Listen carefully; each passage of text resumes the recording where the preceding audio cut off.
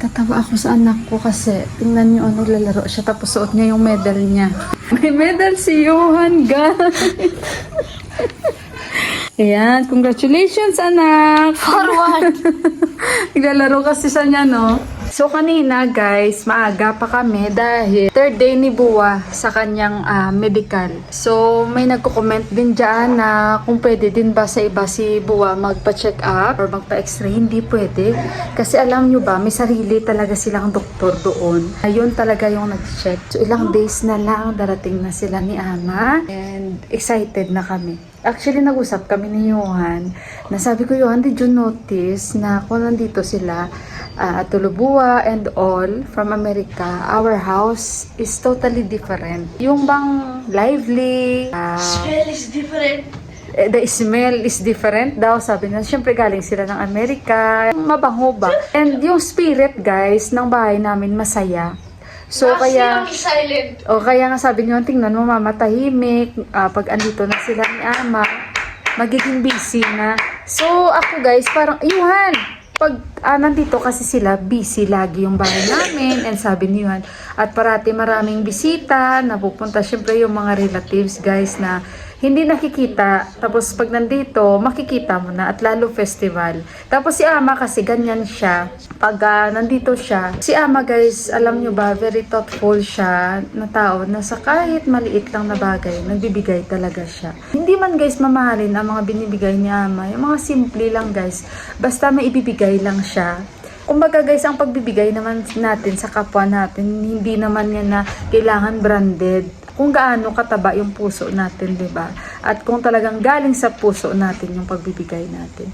So, ayun, nag-uusap na kami ni Johan para alam niyo 'yon kasi syempre na-feel namin yung spirit ba na pag nandito sila, masaya.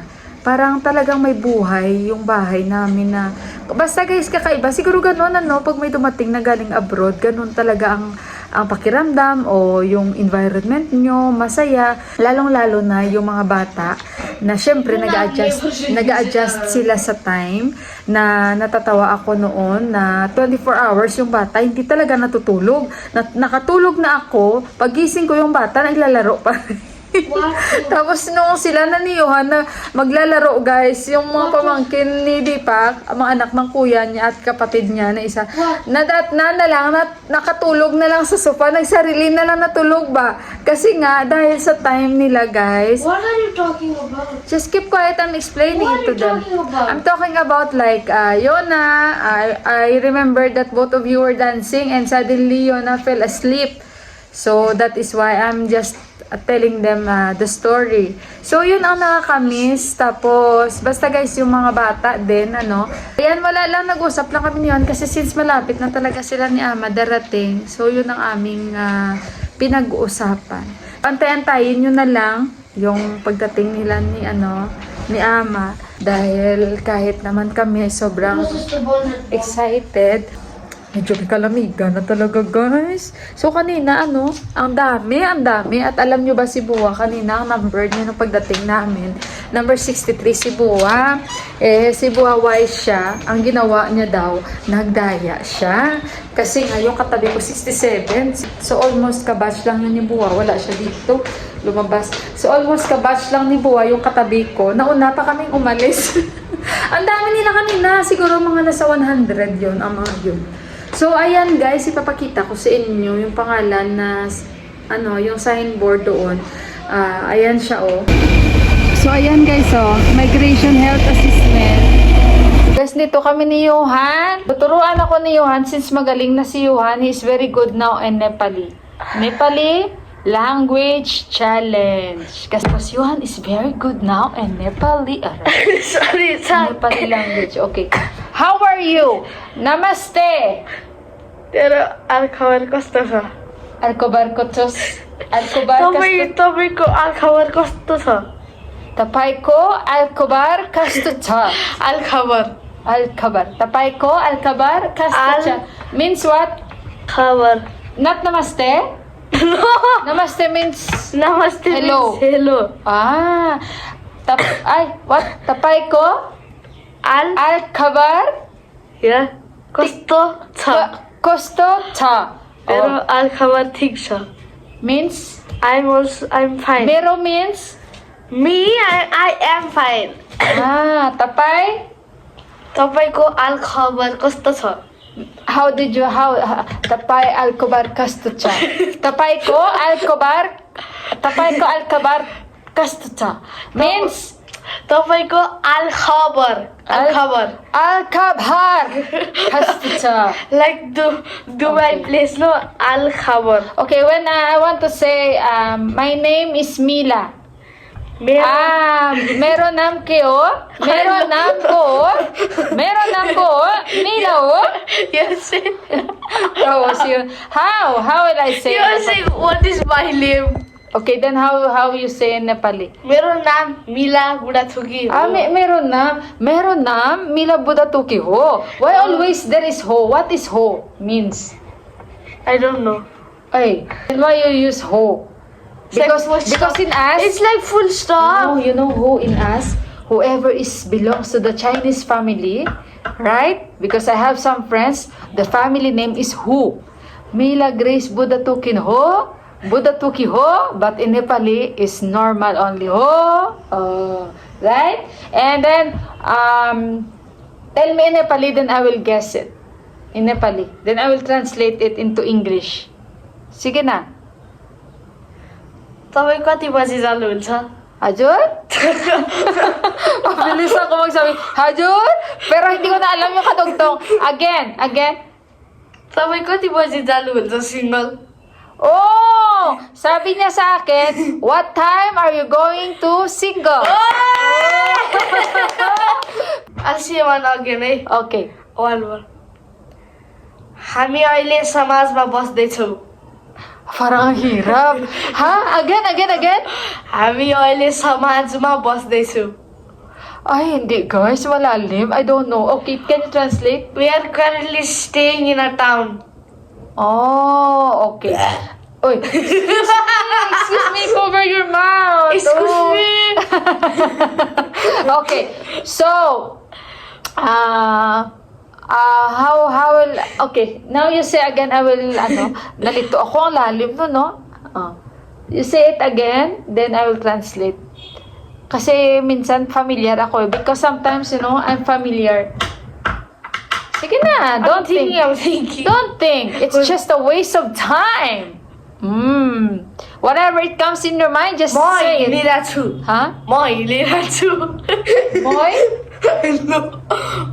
What is that moy hinaritsu? No, it's not moi. म हिँडिरहेको छु. No, what is the meaning? Me. Mo. Me. So remember guys, yung me is mo. Mo.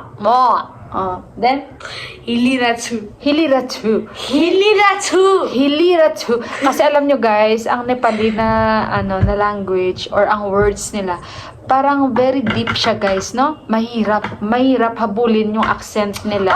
No need to explain the full Wait, I'm just telling to them the how you the words, the accent. At least In tell the Nepali is English. very deep and you know.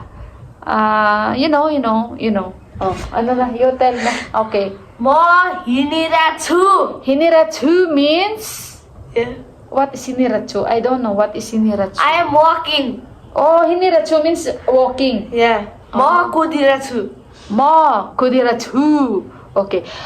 If I say I love your papa. I love your father. म तपाईको बाबालाई धेरै माया गर्छु. The one thing I know is only Motimilay Diray May Garchu. Papa Deepak teach me these words, these sweet Motimilay words. Diray May Garchu. Motimilay Diray May Garchu. Motimilay Diray May Garchu. Mero churo, mero babu. Dry my. Mero churo means my My son. son. Mero babu. Babu means? I don't know. Babu means? आफैलाई लो. Ay, you know. If I call you babu, kasi Kasi Nepal, no, marinig nyo talaga kahit saan. Babu! Babu! Sometimes I'm calling her, Babu! Where are you, Babu? Parang Babu, parang that is like a sweet word. Okay, now you tell me in Filipino and I will guess. Maraming salamat po. Very thank you. Not very, thank you. Thank you very much. I told you already, po is what? Palanga. Ay, hindi na palangga, Ilonggo. Po, it's like Hajur. No, like Hajur words. Every time you heard from Mama, Ilonggo. Ilonggo. Sige na, you tell na. Dia ang good. Guys, huli ko bala mo, nanggigigil ako. Ilonggo words that sometimes Mama is telling. That you heard from Mama's mouth. What I always, tells. You don't know? Alas 7. Alas 7. Means more. 7 o'clock. And what else? What? Still thinking. Huh? I'm still thinking. Ilonggo? What I usually called you? Langga. Alangga means my love. And what else? Ang dito. Huh? Ano? Ang dito. Ay, ang dito palagpat. Misaya. Ang palagpat. Palagpat. Kaya ginagaya ko. Pakalag. Pakalag. Ang palagpat na words. Lipong. Ang palagpat na words na ginagamit ko, it's like, palagpat means wrong, or like that is not the way. Ewan ko if that is correct, but something it's like that, similar to that. Something it's like that, similar to that. Pero alam naman na niyuhan yung English talaga, my English is not perfect, I'll teach you Chinese language. but my heart is I will perfect. teach you Chinese language. Anang, it's very cool naman. I'll teach you Chinese language. You have to wear I'll socks. teach you Chinese language. Chinese ka pa dyan, hindi ka nga mara, 不上不上手啊！现在我是冰淇淋，我想不是上冰淇淋，我就是好爽不想。 Parang Korea naman yun ang tono. Sige ho, hindi man yun hindi mo man naman alam paano magsalita ng Ilonggo, tapos turuan mo pa ako magsalita ng Chinese. Mga namin ni Johanna, kulitan namin. Okay, so, Chinese, okay, this one. I'll teach you. ay wala, very wrong naman na yan. Chinese. Kaya we're not talking about that language. Kasi I know, that is not the way palagpatin mo yan. So ayan guys, thank you for watching our vlog. See you again, and I love you all, and good night. Bye guys!